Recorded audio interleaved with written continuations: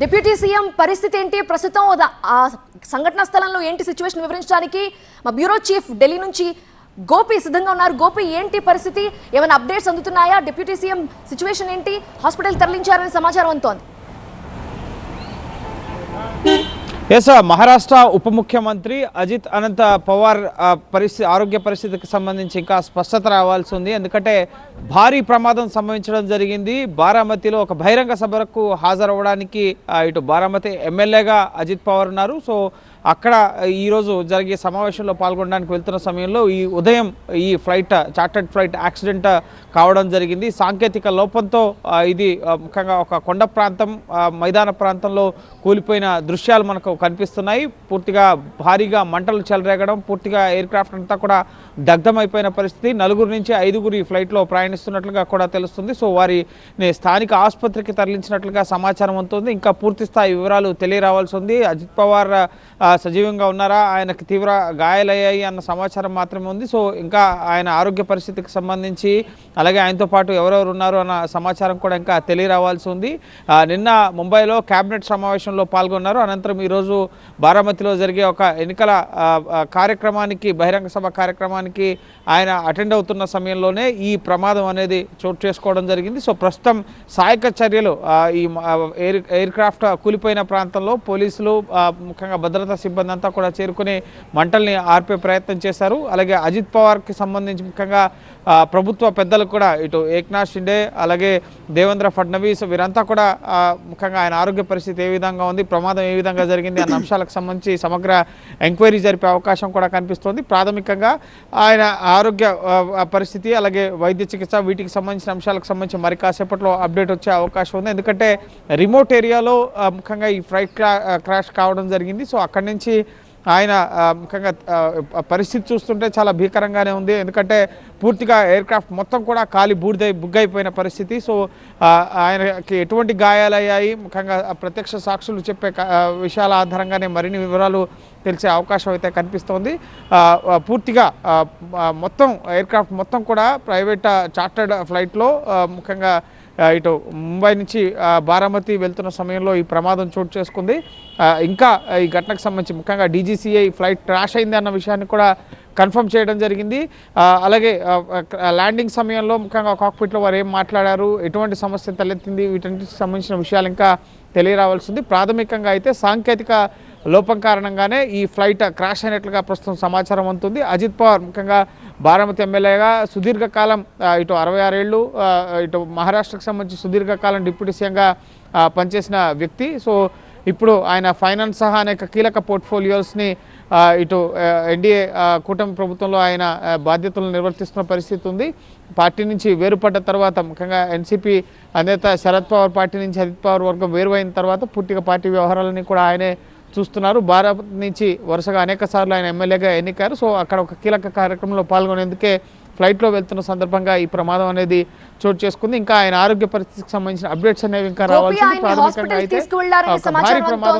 అయితే deputy CM తో పాటు ఇంకెవరినైనా కూడా తీసుకెళ్లారు, మొత్తం ఆ ఫ్లైట్ లో 3-4 ప్రయత్నిస్తున్నారు అని మీరు చెప్తున్నారు కదా, ఏమైనా ఇన్ఫర్మేషన్ అందుతోందా? బికాజ్ ఆ దృశ్యాలు చూస్తుంటే పూర్తిగా కాలిపోయి నల్లగా కనిపిస్తోంది, శకలాలు కూడా కనిపించట్లేదు. సిచ్యువేషన్ ఏ విధంగా ఉంది అనే ఉత్కంఠ కనిపిస్తోంది.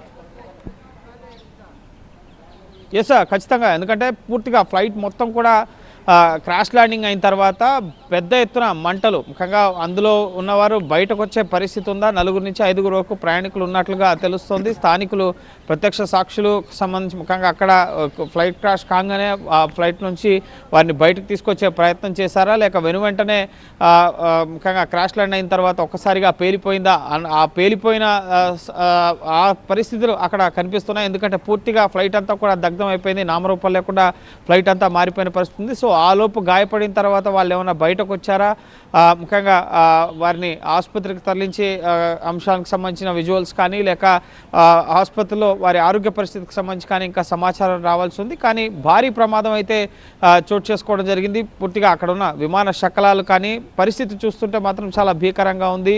పూర్తిగా ఎవరు సజీవంగా ఉండే అవకాశం లేదు అన్నంతగా ప్రస్తుతం అక్కడ దృశ్యాలు అయితే కనిపిస్తున్నాయి. ఎందుకంటే పెద్ద ప్రమాదం ఎక్కడ కూడా ఫ్లైట్కి సంబంధించిన ఒక టేల్ ఎండ్ పార్ట్ మాత్రమే మిగిలింది, కానీ కాక్పిట్ ముందు ఇంజన్ భాగం అలాగే ఫ్లైట్ ఎక్కడ కూడా ఫ్లైట్ లాగా అక్కడ పరిస్థితి కనిపించట్లేదు. ఒక పేలుడు జరిగి పూర్తిగా ధ్వంసం అయిపోయిన దృశ్యాలు అక్కడ కనిపిస్తున్నాయి. సో ఇంకా సమాచారం రావాల్సి ఉంది.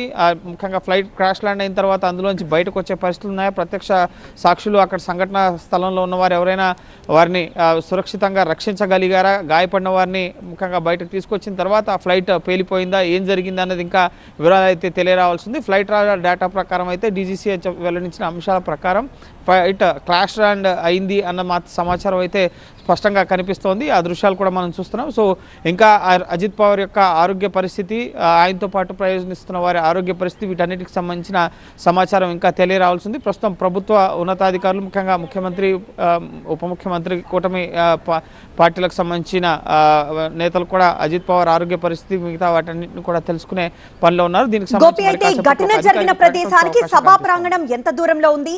ఏమన్నా దగ్గర ఉంటే వెంటనే అక్కడ ఉన్న నేతలు ఏమన్నా అక్కడికి చేరుకున్నారా?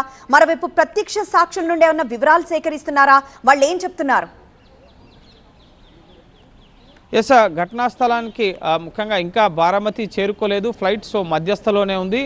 ముఖ్యంగా ఇది హెలికాప్టర్ కాదు, చార్టర్డ్ ఫ్లైట్. సో ఖచ్చితంగా రన్వే ఉండాల్సి ఉంటుంది ల్యాండింగ్కి సంబంధించి. సో అక్కడి నుంచి మరొక ప్రాంతంలో ఈ బహిరంగ సభా కార్యక్రమాలని ఏర్పాటు చేసినట్లుగా తెలుస్తుంది. సో హెలికాప్టర్ కాదు కాబట్టి, ముఖ్యంగా హెలికాప్టర్ అయితే కనుక సభా ప్రాంగణం వద్దే ల్యాండింగ్ అనేది ఉంటుంది హెలిప్యాడ్ వద్ద.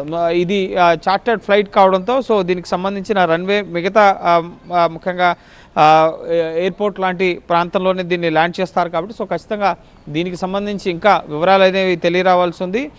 ఈ ఉదయం ఈ ఘటన చోటు చేసుకోవడం జరిగింది. హాస్పిటల్కి తీసుకెళ్లారు అన్న సమాచారం మాత్రమే ఇప్పటి వరకు ఉంది. ఆయన ఆరోగ్య పరిస్థితికి సంబంధించి మరి కాసేపట్లో ప్రభుత్వం అధికారికంగా ఇటు హెల్త్ బులెటిన్ జారీ చేసే అవకాశం అయితే కనిపిస్తోంది. ఇంకా ప్రస్తుతం పూర్తి స్థాయిలో ఈ ఫ్లైట్ క్రాష్ ల్యాండ్ అయిన ప్రాంగణంలో అయితే సహాయక చర్యల్ని పూర్తి చేశారు. పూర్తిగా మంటల్ని అదుపులోకి తీసుకొచ్చే ప్రయత్నం అయితే చేశారు. భారీగా స్థానికులు, ముఖ్యంగా ఈ ఫ్లైట్ క్రాష్ అయిన తర్వాత అక్కడ ఉన్న చుట్టుపక్కల గ్రామాలకు సంబంధించిన ప్రజలు, పొలాలు, అలాగే మైదాన ప్రాంతంలో, ఇటు కొండ ప్రాంతాల్లో, ఒక ఊరు శివార్లలో ఈ ఫ్లైట్ ముఖ్యంగా క్రాష్ అయినట్లుగా ప్రస్తుతం దృశ్యాలు అయితే కనిపిస్తున్నాయి. సో ఇంకా విషయాలు అనేవి తెలియరావాల్సి ఉంది. ఎక్కడ అజిత్ పవార్ చికిత్స పొందుతున్నారో, ఆయనతో పాటు ఎవరెవరు ఉన్నారో, ఆయన ఆరోగ్య పరిస్థితి ఏంటి అన్న అంశానికి సంబంధించి స్పష్టత రావాల్సి ఉంది. కానీ అజిత్ పవార్ ఇటు బారామతి నియోజకవర్గానికి కంటిన్యూస్గా ఎమ్మెల్యేగా ఉండడం, ఇప్పుడు డిప్యూటీ సీఎంగా ఉండడం, సో ఇటువంటి పరిస్థితుల్లో ప్రస్తుతం ఈ ఎయిర్ క్రాఫ్ట్ ఘటన జరగడం అనేది ప్రస్తుతం ప్రతి ఒక్కరిని కూడా పార్టీలో ఆందోళన కలిగిస్తున్న పరిస్థితి. ఆయన ఆరోగ్య పరిస్థితి ఏ విధంగా ఉందని చెప్పి ఎన్సీపీ అజిత్ పవార్ వర్గం కూడా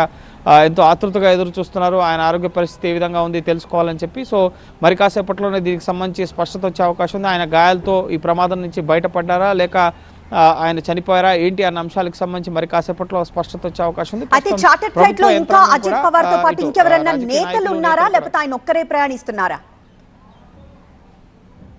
ఎస్, ఎన్సీపీ అజిత్ పవార్ వర్గానికి సంబంధించిన 3-4 కీలక నేతలు కూడా అజిత్ పవార్తో ఈ బారామతిలో జరిగే బహిరంగ సభ కార్యక్రమానికి హాజరవుతున్నట్లుగా సమాచారం ఉంది. సో వాళ్ళకు సంబంధించిన వివరాలు కూడా ఈ ఉదయమే ఫ్లైట్ ముంబై నుంచి టేకాఫ్ అయి బారామతికి బయలుదేరడం జరిగింది. సో ఆ సందర్భంగా ఆయనతో పాటు ఈ బహిరంగ సభలో పాల్గొనే ఎన్సీపీ అజిత్ పవార్ వర్గానికి సంబంధించిన నేతలు కూడా ఆయన వెంట ఉన్నారు. సో వారికి సంబంధించిన డీటెయిల్స్ కూడా ఇంకా తెలియరావాల్సింది. ప్రాథమికంగా డీజీసీఏ అయితే ముఖ్యంగా ఈ ఫ్లైట్ క్రాష్ అయినట్టుగా నిర్ధారించడం జరిగింది. అలాగే ఫ్లైట్ దేనివల్ల, ఏ కారణాల వల్ల కూలిపోయింది, ఏదైనా బర్డ్ హిట్ జరిగిందా లేక టెక్నికల్ ఇంజన్లో సాంకేతిక లోపమా, ఏం జరిగింది అన్నది ముఖ్యంగా దీనికి సంబంధించిన బ్లాక్ బాక్స్, అలాగే మరిన్ని వివరాలు తదుపరి విచారణలోనే వెల్లడే అవకాశం కనిపిస్తోంది.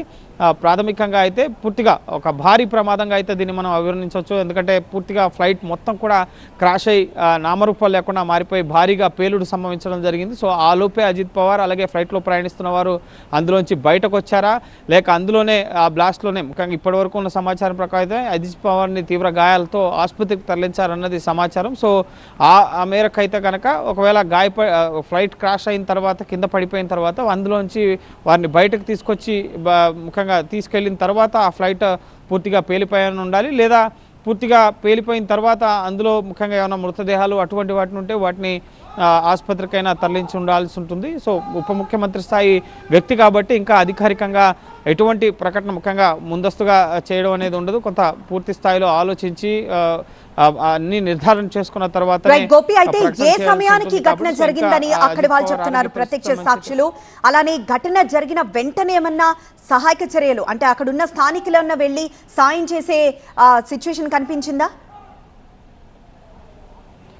ఎస్, స్థానికులంతా కూడా ఈ ఫ్లైట్ క్రాష్ అయిన తర్వాత ఒక్కసారిగా ఈ క్రాష్ ల్యాండింగ్ ప్రాంతానికి చేరుకుని సహాయక కార్యక్రమాలు చేపట్టినట్లుగా అయితే దృశ్యాలు కనిపిస్తున్నాయి. ఎందుకంటే భారీ సంఖ్యలో అక్కడ స్థానికులు ప్రజానీకం ప్రస్తుతం గుమిగూడారు. సో వారంతా కూడా మంటలను అదుపు చేసేందుకు వీటన్నిటిని సహాయక కార్యక్రమాల్లో పోలీసులు అక్కడ చేరుకుని సహాయక కార్యక్రమాలు ప్రారంభించడానికి మునిపే అక్కడ క్రాష్ ల్యాండింగ్ అయిన తర్వాత విమానం కూలిపోయిన తర్వాత అక్కడికి స్థానికులు చేరుకుని ఎవరున్నారు అన్నది ముఖ్యంగా చూసే ప్రయత్నం చేశారు. అలాగే అందులో చిక్కుకున్న వారిని కాపాడే ప్రయత్నం కూడా చేసినట్లుగా ప్రస్తుతం అక్కడ దృశ్యాలు అయితే కనిపిస్తున్నాయి. సో ఇంకా దీనికి సంబంధించి ఈ ఘటనలో కేవలం విమానంలో ప్రయాణిస్తున్న వారే అక్కడ స్థానికులు ఎవరైనా ఉన్నారా? ఎందుకంటే అది మొత్తం రిమోట్ ఏరియా అండ్ ఎటువంటి నివాస ప్రాంతాలు లేవు కాబట్టి సో బయట ఈ క్రాష్ ల్యాండింగ్ సమయంలో బయట ఉన్న వారికి అక్కడ ప్రాణ నష్టం జరిగే అవకాశం అయితే లేదు. ఎందుకంటే పూర్తిగా నిర్మానుష్యమైన ప్రాంతంగానే కనిపిస్తుంది. కానీ చుట్టుపక్కల ఫ్లైట్ క్రాష్ ల్యాండ్ అయిన సందర్భంలో చుట్టుపక్కల గ్రామాలకు సంబంధించి వెంటనే భారీ ఎత్తున పేలుడు అలాగే భారీగా పొగ మంటలు అలుముకున్న దృశ్యాలు అయితే కనిపిస్తున్నాయి. కాబట్టి సో ఖచ్చితంగా స్థానికులు అయితే ఘటనా స్థలానికి వెంటనే చేరుకున్నారు. ఇంకా దీనికి సంబంధించి పూర్తి సమాచారం పోలీసులు 8:30 గంటల సమయంలో ఈ క్రాష్ ల్యాండ్ అయినట్లుగా తెలుస్తుంది. అంటే ఒక గంట క్రితం ఈ ప్రమాదం చోటు చేసుకుంది. 7:30 నుంచి 8:30 గంటల మధ్యలో ఈ ప్రమాదం చోటు చేసుకున్నట్లుగా తెలుస్తుంది. సో ఇంకా దీనికి సంబంధించి పూర్తి స్థాయిలో ఏ విధంగా ఎప్పుడు క్రాష్ ల్యాండ్ అయింది అన్న అంశాలకు సంబంధించి అధికారిక ప్రకటన కూడా ప్రభుత్వం నుంచి రావాల్సి ఉంది. ప్రస్తుతం అయితే సహాయక కార్యక్రమాలు క్రాష్ ల్యాండ్ ప్రాంతంలో అయితే పూర్తయ్యాయి. ఇక అజిత్ పవార్ ఆరోగ్య పరిస్థితి, అజిత్ పవార్ వెంట ఎవరెవరు ఉన్నారు, వారి ఆరోగ్య పరిస్థితి ఏ విధంగా ఉంది, దీనికి సంబంధించి ప్రభుత్వం నుంచి అలాగే ఆస్పత్రి వర్గాల నుంచి ఆయన ఏ ఆసుపత్రిలో చేర్చారో